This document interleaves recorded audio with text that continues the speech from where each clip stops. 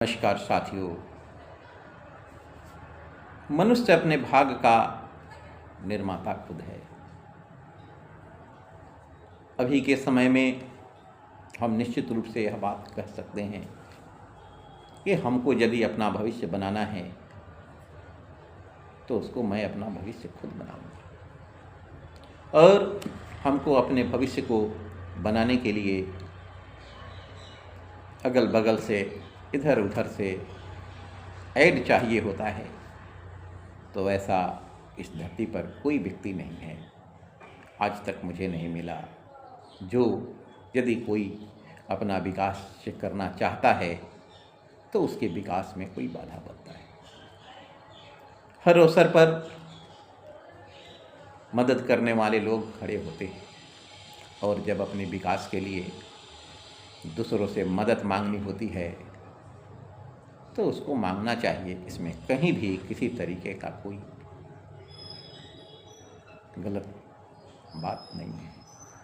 और कोई व्यक्ति भी ऐसा नहीं होता कि जो किसी को विकसित होने में मदद करने से रोकता है। इसको मैंने बहुत समीप से देखा है। मैंने अपने जीवन के बारे में आप लोगों के साथ मैं साझा करना चाहता हूँ कुछ बात कि जब मैंने इस पूर्वी चंपारण के मोतिहारी में आया तो मैं यहाँ अपने साथ कुछ नहीं लाया था।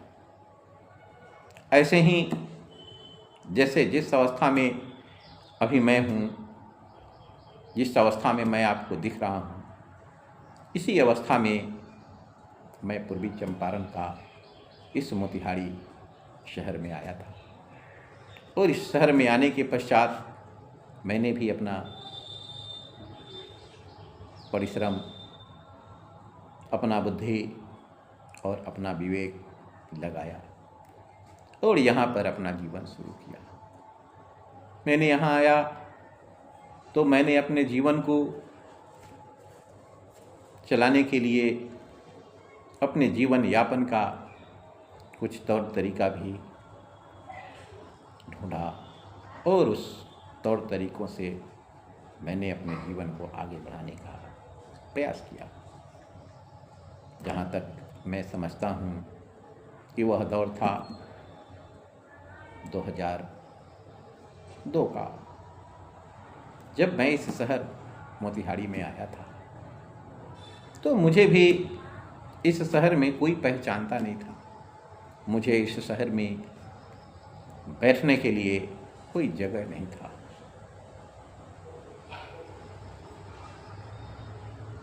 उस समय मैं अनायास अपने गांव से पटना के लिए चला था कि वहीं पर चलूँगा, किसी कोचिंग वगैरह में पढ़ाऊँगा और वहीं पर अपना जीवन यापन करूँगा। लेकिन मेरा ही एक मित्र, जब मैं अपने गांव से चला, बस पकड़ कर के चकिया रेलवे स्टेशन पर आया, तो वहां आने के पश्चात मेरा एक मित्र मिला। मैं उस मित्र के बारे में भी चर्चा करूंगा। तो मेरे उस मित्र का नाम था रत्नेश्वर सिंह। मेरे साथ पढ़ा था। मुझे लेकर के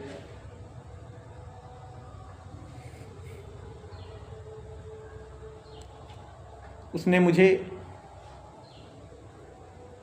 कहा कि भाई,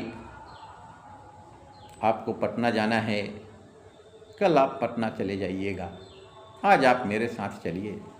मेरे एक मित्र जिसका नाम मुन्ना है, उसकी माँ का तबीयत खराब है। मैं उसकी माँ का तबीयत खराब है यह सुन करके मैं अपने आप को रोक नहीं पाया और मैंने भी हामी भर दी। ठीक है चलो। मैंने हाजीपुर का ट्रेन का टिकट भी करवाया था। फिर मैं मोतिहारी चला आया। और जब मैं मोतिहारी आया तो मोतिहारी आने के पश्चात मुझे लगभग रात 10 बजे का समय था। और 10 बजे जब यहाँ आया तो हम दोनों मित्रों ने देखा कि हमारे एक तीसरे मित्र मुन्ना जी के माँ का तबीयत काफ़ी खराब है। तो मुन्ना जी के पिताजी ने मुझसे कहा कि ये काम करिए सुजीत बाबू, आप मेरे इस डेरे पर 2-3 दिन रखवाली के पर्पज से रहिए, तब तक मैं अपने पत्नी का इलाज करके पटना से चला आऊँगा। मेरे मित्र की माँ कैंसर पीड़िता थी और वो सीरियस हालात में थी। जब यहाँ से वे लोग गए तो वहाँ पटना कैंसर अस्पताल में उनको 3 महीने तक रहने का बात होने लगी। यह डेरा का रखवाली करना एक बहुत बड़ी समस्या तब थी। मैं डेरा की रखवाली करने के पर्पज से यहाँ पर मैं रुक गया। उस घर में मुझे खाने के लिए, रहने के लिए, खाना बनाकर खाने के लिए तेल, हर चीज़ उपलब्ध था। मैं यहाँ जब रहने लगा तो मेरे बगल में ही एक व्यक्ति जो एमआर थे, उनका नाम था सुबोध कुमार पाठक। और सुबोध कुमार पाठक ने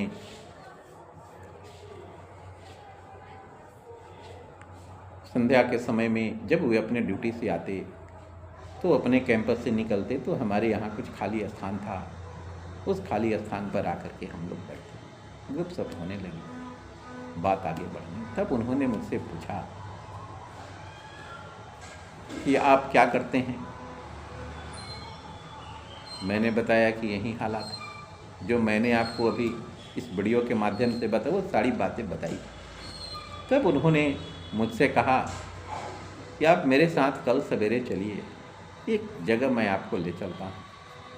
और उस जगह पर गया तो मुझे 3 बच्चे मिले। इन तीनों बच्चों को पढ़ाना है। मैं आपको बताता हूँ 2002 और 3 की बात, जिस समय कोई भी शिक्षक कहीं किसी को पढ़ाने के पर्पज से जाता है तो उसको 250-300 रुपये मिलता।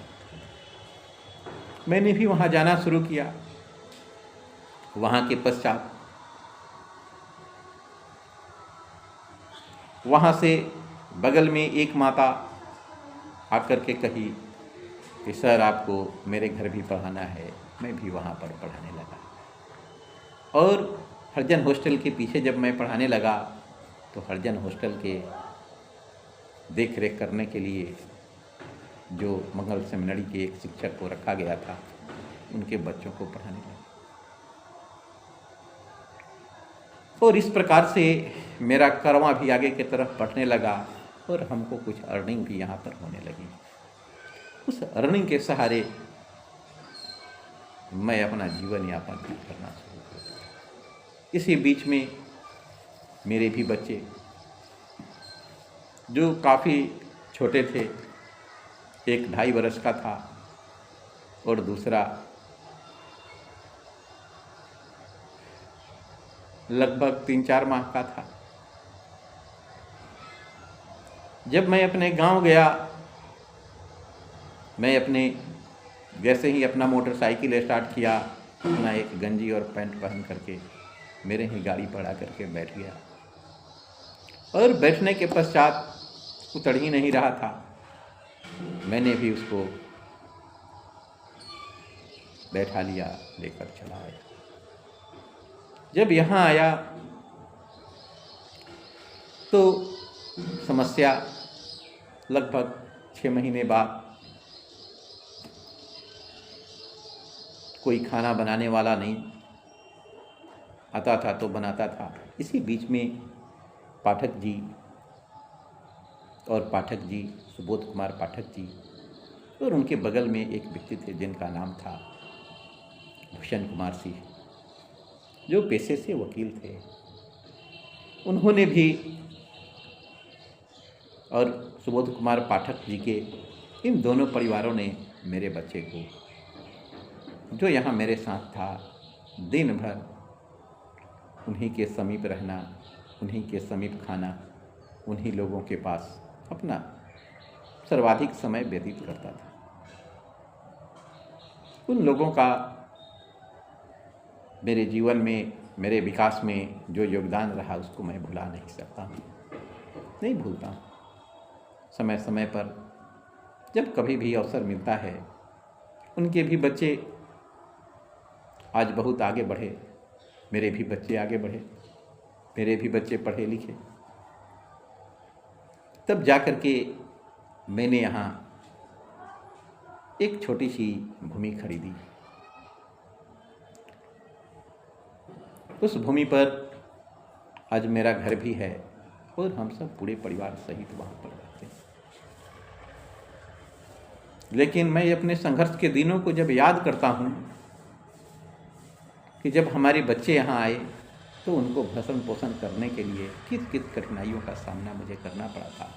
जब मैं यह बात को सोचता हूँ तो मेरा दिमाग थोड़ा विचलित होने लगता है। अपने बच्चों के भरण पोषण करने के लिए पूरा समय दिन भर मैं पढ़ाया करता था, तब जा कर के हमारा काम चलता था। उसके बाद मैंने यहाँ शहर के मेरे बच्चे जब पढ़ने के योग्य होने लगे तो मैं उनके लिए सिर्फ उन लोगों के पढ़ाई के पर्पज़ से मैंने यहाँ पर एक विद्यालय भी खोला और उस विद्यालय में मैं अकेले पढ़ाया करता था। और तब तक मैंने पढ़ाया जब तक हमारे बच्चे 7th क्लास में चले गए। और वह जब 7th क्लास में गए तो 7th क्लास में चूँकि एक शिक्षक के बस का वह पढ़ाई नहीं है, तो वैसे समय में मैंने अपने विद्यालय का मर्जर एक बगल के स्कूल जिसका नाम था होली मिशन, उसी में कर दिया। हमारे पास जो भी लगभग 30-35 बच्चे थे, उन सभी बच्चों को मैं उसके स्कूल में और वहाँ मैं पढ़ाने भी लगा। तो ये मेरा जो अपना विद्यालय था, मेरा वह अपना विद्यालय अब अपना विद्यालय नहीं रहा। दूसरे विद्यालय में जब मैंने मर्ज कर दिया तो वहाँ पर मैं एक वेतनधारी कर्मचारी के रूप में पढ़ाने लगा। कुछ समय बाद जब हमारे बच्चे बड़े हुए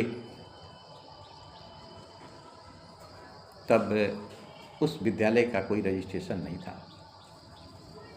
रजिस्ट्रेशन न होने के कारण मैंने अपने बच्चों का नामांकन मॉडर्न पब्लिक स्कूल में करवाया और वहीं से सीबीएसई बोर्ड को पास किया।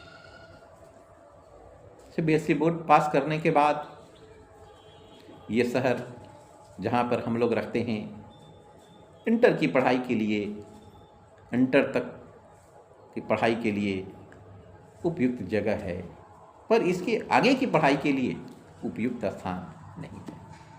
जो बड़े बड़े कॉलेज हैं, उन दिनों उसमें प्रोफेसरों की घोर कमी थी। प्रोफेसर नहीं होने के कारण पढ़ाई लिखाई हो नहीं पाती थी। इसलिए मैंने अपने बच्चों का मैट्रिक पास करने के बाद ये निर्णय लिया कि इसको पटना में रख करके पढ़ाया जाए।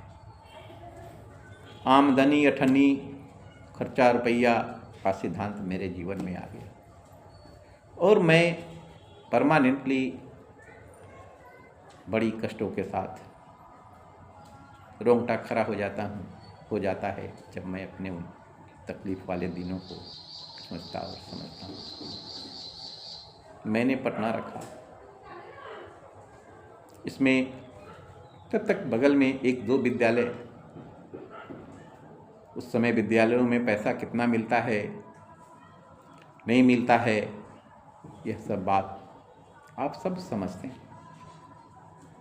लेकिन फिर भी मैंने पढ़ाया और पढ़ाने के पश्चात मैं अपने बच्चों की पढ़ाई लिखाई को देखने के पर्पज़ से प्रत्येक संडे को शनिवार की रात्रि में खाना खा करके ट्रेन पकड़ता था। सवेरे मैं वहाँ उतरता था हाजीपुर, और हाजीपुर से टेम्पू लेकर के पटना जाता था। दिन भर रहता था, रात्रि के समय फिर वहाँ खाना खाया और खा करके ट्रेन पकड़ा और पुनः मैं अपने शहर आ जाता था, ताकि कल से सुचारू रूप से मैं अपने विद्यालय को अपना समय दे सकूं। इस प्रकार से हमारे भी बच्चों की पढ़ाई इंटर बीता।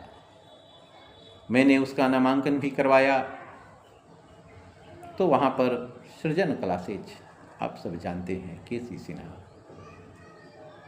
अनेकों किताब के रचयिता,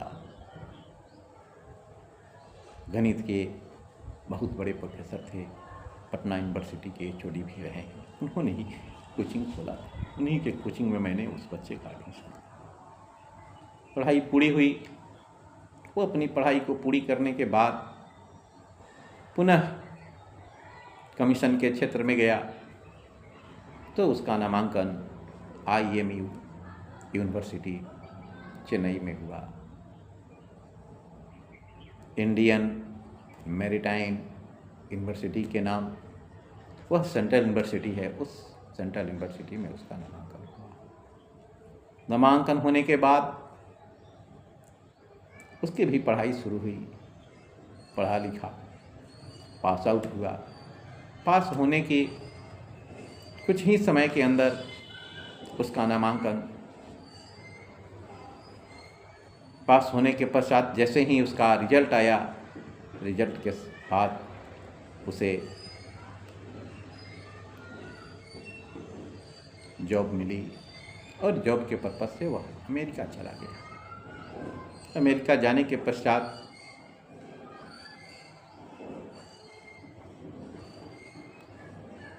उसके बाद यहाँ पर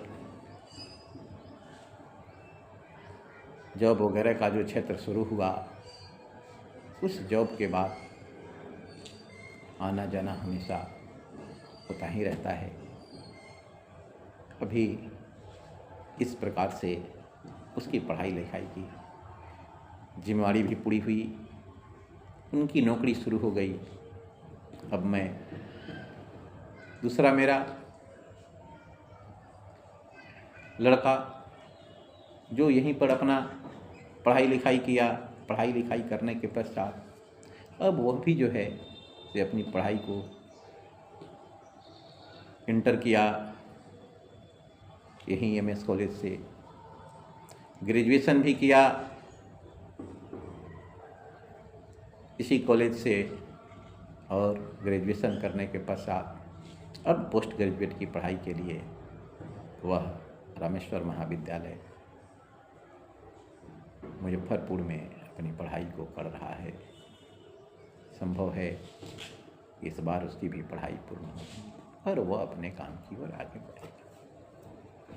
ये मेरे बच्चों की पढ़ाई की गाथा है जो मैं आप लोगों के समक्ष शेयर कर किया हूँ। वो इसलिए मैं शेयर किया हूँ कि परिश्रम कभी बेकार नहीं जाता है। चाहे आने वाले समय में कितनी तकलीफ़ों का सामना आपको क्यों न करना पड़े, आप परिश्रम से कतराए नहीं, आपका परिश्रम निश्चित रूप से रंग लाए। इसलिए मेरे ही परिश्रम का परिणाम है कि आज हमारे लोग भी ठीक तरीके से अपना काम कर रहे हैं। मैं भी अपना कुशल जीवन व्यतीत कर रहा हूँ और अभी भी मेरे अंदर काम करने का जो ललक है, काम करने की जो इच्छा शक्ति है, मड़ी नहीं है। मैं काम करता हूँ और बखूबी काम करता हूँ और अपना जीवन चलाने के लिए मैं किसी का सहयोग नहीं लेता हूँ। मैं निर्भीक रूप से कभी किसी के दबाव में किसी भी प्रकार का अपना कोई जीवन नहीं जिया। घर में मेरे माता पिता बच्चों की पढ़ाई के कारण ये बड़ी अच्छे काम में लगा हुआ है। किसी भी प्रकार से कोई हमारे परिवार के लोगों ने भी मुझे कोऑपरेट किया।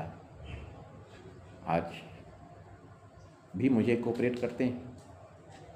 कभी किसी भी तरीके से कोई ज़बरदस्ती हमारे साथ नहीं किया और आज भी कोऑपरेट करने के लिए हमारे घर के सभी लोग बड़ी बेबाकी के साथ खड़े रहते हैं।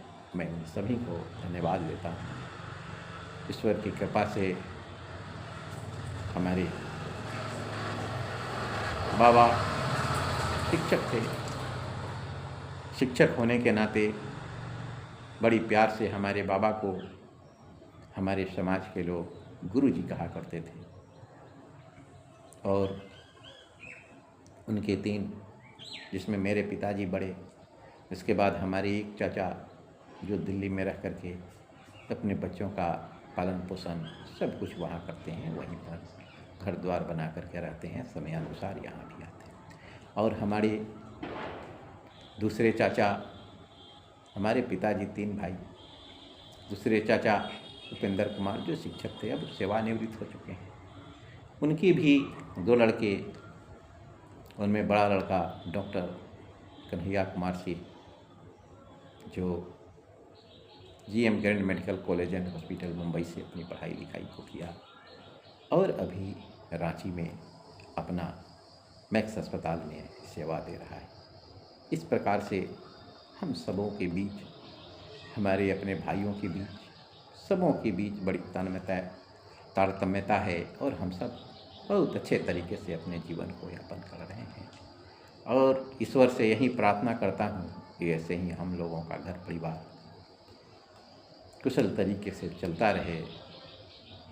ईश्वर का इसमें बहुत बड़ा योगदान होता है और ईश्वर से भी मैं प्रार्थना करता हूँ, हम ही नहीं, हमारे गांव समाज आसपास ये सभी लोग अच्छी तरीके से अपना जीवन जिए। इन्हीं शब्दों के साथ मैं अपनी बात को यहीं समाप्त करता हूँ।